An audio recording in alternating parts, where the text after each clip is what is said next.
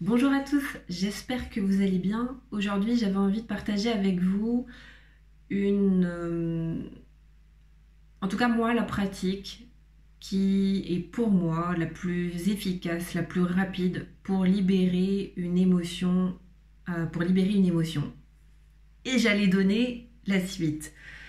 Pour moi, pour libérer une émotion, je suis personnellement passée par plein de chemins et notamment thérapeutiques où je voyais que j'avais des blessures et j'ai fait beaucoup de thérapie où je parlais un petit peu de mes blessures, de mes traumatismes, etc.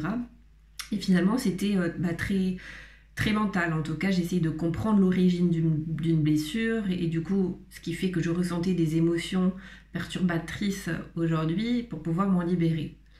Et aujourd'hui, avec tout le chemin que j'ai fait, eh bien, je peux dire que j'ai trouvé, en tout cas, encore une fois, c'est ce qui marche pour moi, c'est pas universel, même si je le pense que c'est universel quand même, c'est la libération d'une émotion par le corps.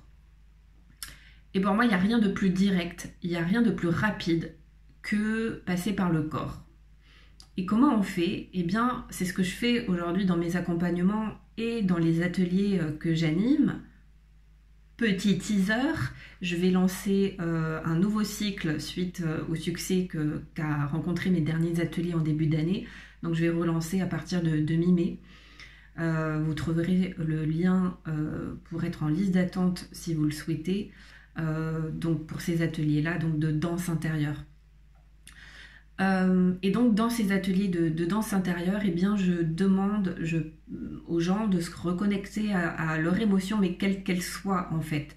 Je ne leur demande pas de transformer une tristesse en joie, mais je leur demande de l'alchimiser, de l'accepter, de la transmuter pour ensuite l'alchimiser en énergie positive.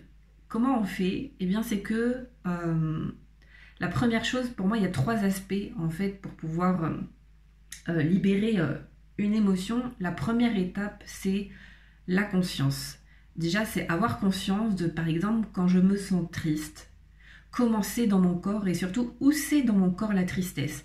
Pour certains, ça va être le ventre noué, d'autres, ça va être la gorge serrée, la poitrine oppressée, les épaules contractées. Pour vous, en fait, si vous vous connectez à une émotion désagréable, à ce que vous vivez en ce moment, à quoi vous pouvez dire que vous êtes en colère, triste, que vous avez peur, que vous avez honte, qu'il y a de la jalousie? À quoi vous le savez dans le corps? Est-ce que vous pouvez situer dans le corps où est cette émotion? La deuxième étape, donc la première, c'est la conscience. Ensuite, ce que j'invite à faire, c'est de respirer dans la sensation physique. Non pas pour la diminuer, pour la renier, pour essayer de la changer, en tout cas pour essayer de la transformer, mais juste d'être dans un espace d'accueil de cette sensation physique, donc de l'émotion qui est devenue sensation, et de respirer avec. Et ensuite, ça va être de mettre en mouvement cette émotion, parce que émotion vient de motion, et motion ça veut dire mouvement. Et donc c'est mettre en mouvement finalement cette énergie qui est stockée, qui est bloquée. Et donc pour moi, la danse et le mouvement libre, c'est le meilleur moyen de libérer une émotion par le corps en la faisant bouger pour que en fait, l'émotion trouve par elle-même le chemin de la sortie. Parce que c'est pas avec votre tête que vous allez y arriver, c'est en faisant confiance à votre corps, parce que votre corps sait exactement ce qu'il doit faire pour trouver le chemin de la sortie. Et pour moi, le mouvement, la danse va vous permettre de faire ça en fait, de libérer cette émotion.